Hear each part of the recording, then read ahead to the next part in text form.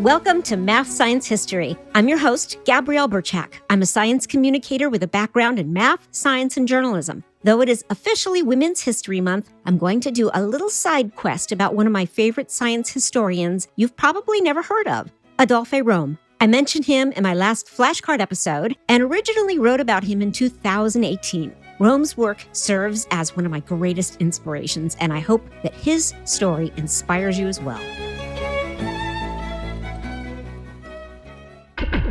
In the year 415, the infamous philosopher and mathematician Hypatia of Alexandria, Egypt, was savagely murdered by church monks. This murder shocked the Roman community and its government leaders. Hypatia was known far and wide as a respected philosopher, mathematician, government advisor, and a professor. Hypatia, The Sum of Her Life, is a book that I wrote that looks not just at the circumstances surrounding her death, but also at the sum of her entire life. I weave in the details of her education, disciples, Neoplatonic philosophies, female contemporaries, and the many mathematics that she wrote and taught about. There is truly more to Hypatia's life than her death. Hypatia, The Sum of Her Life, written by me, Gabrielle Birchak, is now on sale on Amazon. Buy your copy today.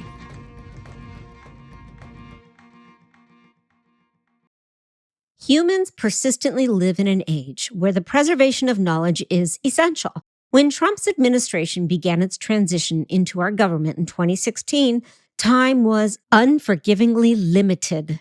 Archivists, scientists, and database experts around the world hurriedly compiled and harbored endangered environmental protection records. Data rescue events were coordinated in the United Kingdom, Greece, Germany, Japan, China, and multiple other places to download and scrape datasets. In Toronto, Canada, 150 academics and activists gathered for a guerrilla archiving event the month before the U.S. government conversion took place. These concerned individuals knew that if our knowledge, revelations, and insights were not preserved, and if the new administration took down the valuable data, the road to reconnect back to our scientific records would be long and arduous. So, when 2025 began, the archiving event had already become a well-oiled machine.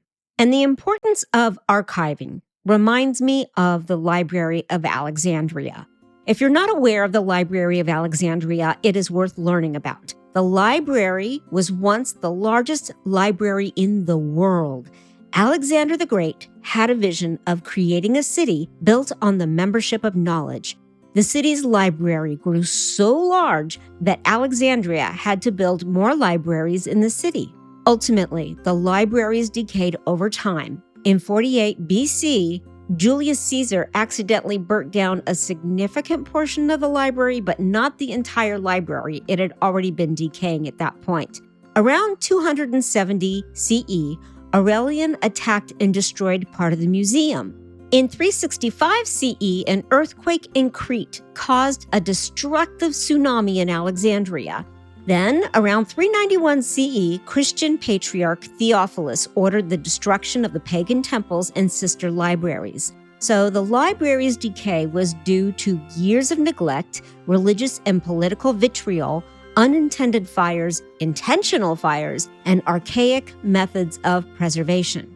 In 400 CE, Hypatia and her father Theon worked comprehensively to write commentaries on works that went back as far as 300 BCE, including Euclid's Elements, Archimedes' Dimension of the Circle, Ptolemy's Almagest, and many others. Yet despite their contributions, many of the original works that they referenced were not preserved.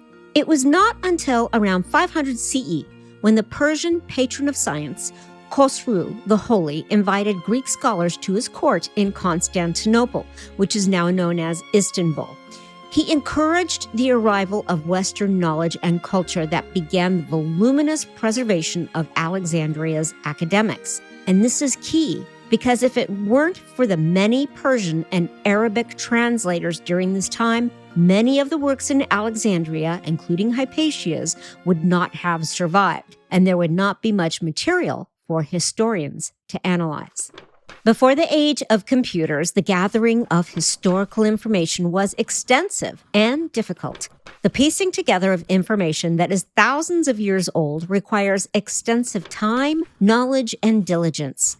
Sometimes it takes teams, and sometimes it takes the meticulous, dedicated effort of one individual. Adolphe Rome is not a famous historian.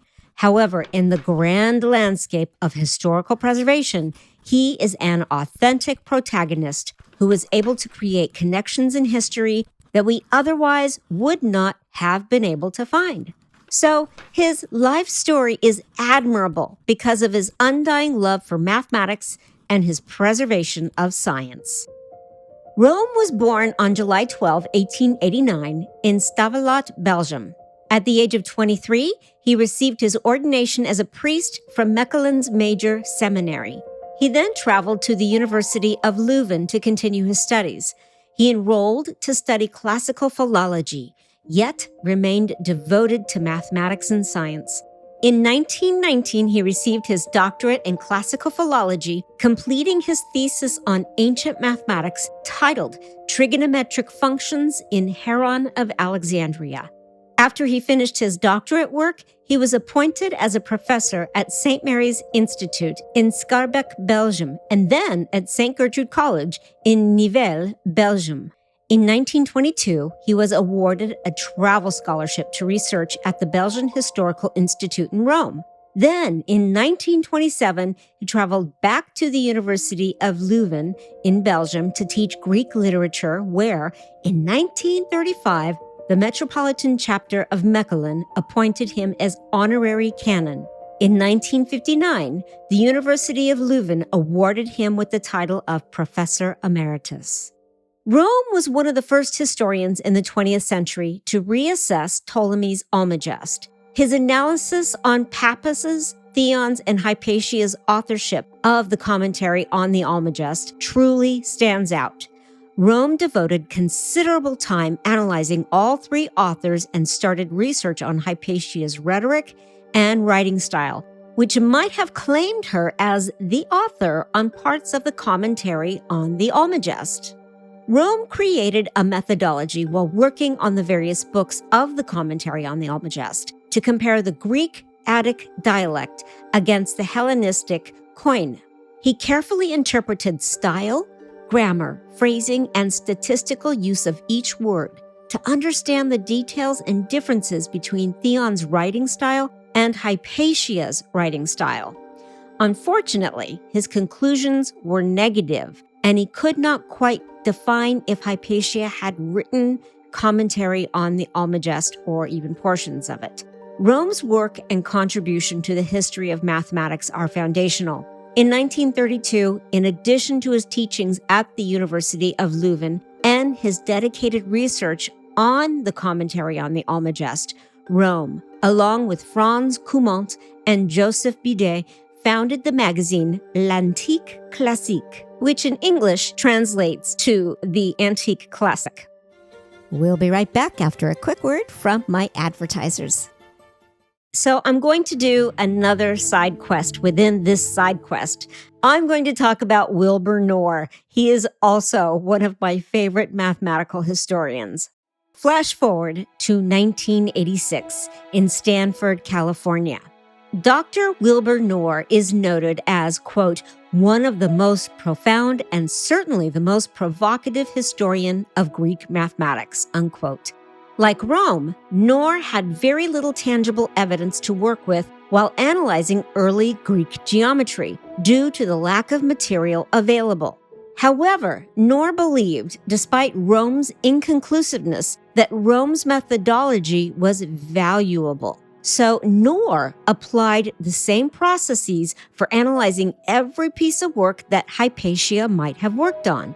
There is a book that has become my math history Bible, and I have it next to my bedside because I go back through it. It's so good, but it's a fantastical technical read by Knorr titled Textual Studies in Ancient and Medieval Geometry, and it is certainly worth digging into if math history is your thing. From beginning to end, It covers ancient and medieval geometry, and I cannot recommend this book enough. It is one of my favorite math history books.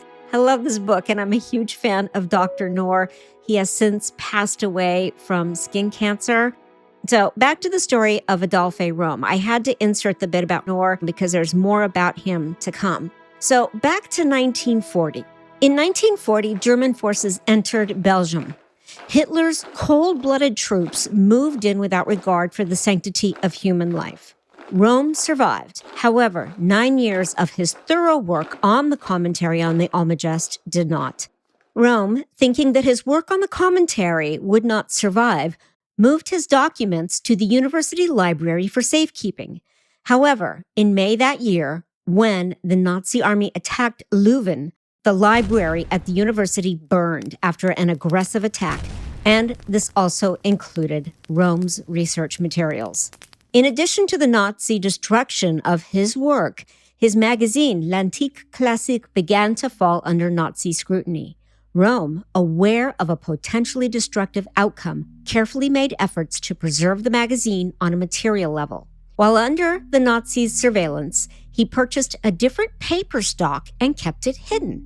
So, even if the brown shirts found the paper, it was a stock that avoided specific requirements that the authoritarian regime had enforced. Then, even when his colleagues were under surveillance, he still kept working with them on the magazine as they converted the writings onto the hidden paper stock. In 1943, when the Nazis ramped up censorship, they suspended the publication for an indefinite amount of time. In 2007, in an address delivered by Georges Rapsat at the Royal Museum of Marymount on the 75th anniversary of the L'Antique Classique, he notes that, quote, "The small flame lived, perhaps even more intensely. Volume 12 of 1943 was printed clandestinely and would be distributed only after liberation in 1945. At no moment was there any breach in the editorial team, nor in those that succeeded it after the war, nor in the team that preceded ours and trained many of us in the craft." As a result, the war did not stop Rome and his team, who were able to take all of the copies that eluded alteration, which was still in the previously hidden stock, and ship them out of the country without any government censorship. Regardless of the heartless actions of a merciless army, nothing could dissuade Rome's determination to continue his work on the Almagest. After World War II, he continued to work on these translations and analysis from memory. So Rome's passion for late antiquity science never wavered, and he held onto it with all that he had. He epitomized the meaning of persistence. Furthermore, as a result, the extent of his research allowed mathematician and historian Wilbur Noor to pick up where he left off. Rome's work in science history and philology was unique, outstanding, extensive, and judicious. One of his most famous writings is the commentaries by Pappus and Theon of Alexandria on the Almagest. And it is a marvelous edition in the Vatican Library called Studi e Testi, which is 3 volumes of personal manuscripts of Rome's analysis of the writings of Archimedes, Ptolemy, Pappus, Theon, and Hypatia. After World War II, he and his student Joseph Mogenet became editors of the research journal Osiris, a publication of the History of Science Society. Rome was elected as a member of the Royal Academy of the Sciences, the Letters and Fine Arts of Belgium in 1948. In 1956, he was appointed Dean Honor of Labor for his scientific work. Then, in 1959, he was appointed as Grand Officer of the Order of Leupold. In his final years, he was a resident priest at the nursing home Emmaüs in Corbeil-Clos in Leuven, Belgium. Then, after living a long, full, and incredibly admirable life, he passed away on April 9, 1971. Rome's dissertation in 1919 served as a cornerstone to his passions and his dedication to philology and mathematics. he inexhaustibly dedicated himself to researching the history of science and astronomy and devoted his life to teaching young and eager philologists who also found interest in the history of science. Rome fruitfully sowed the seeds. Two of his greatest successors, Montgenet and Theon, continued with his brilliant methodologies and scholarly approaches. Montgenet went on to create a course at the Catholic University of Leuven that was devoted to the history of science. Theon, now professor emeritus at the Catholic University of Leuven, continues to do comprehensive analyses of the history of Byzantine astronomy and the work of Ptolemy's handy tables. And I had the absolute honor of communicating with her via email about the work that she did working with Rome. That was quite an honor. Accomplishments aside, Rome was a humble individual. He loved to play the organ, he enjoyed long walks, and was fascinated with botany. His memorial states that he often resorted to humor when he seemed excessively foolish. In other words, he did not take himself seriously. Rome is unknown to many, yet science history is different today because of his efforts. The subjects of math, science, and astronomy have more evidence than they did 1,000 years ago because of Rome's copious philological research and unique application of scientific and linguistic investigation. So here we are, 2026. History has taught us and will continue to teach us that the preservation of knowledge is a necessity. Rome's passion for math, science, and astronomy complemented his skills in philology. This empowered him to create approaches that allowed him to take small bits of information and build them into a wealth of knowledge for further science historians. Like those in Canada and around the world who devoted tremendous time and effort to preserve our scientific data between U.S. political administrations, sometimes preservation requires teams of people devoted to saving knowledge. However, sometimes the most magnificent preservation comes from individuals like Adolphe Rome, who was unquestionably a brilliant philologist with a lifetime of dedication to the restoration of the history of science. With that being said, thank you for being part of this preservation process. And thank you for listening to Math Science History. And until next time, carpe diem, my friends. Thank you for listening to Math Science History. If you want the next episode as soon as it drops, just tap follow in your podcast app.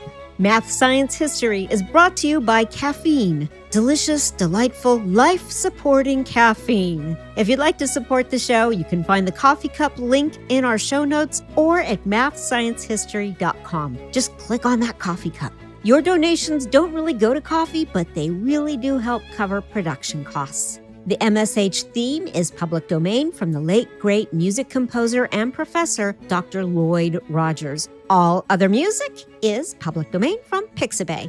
Until next time, carpe diem.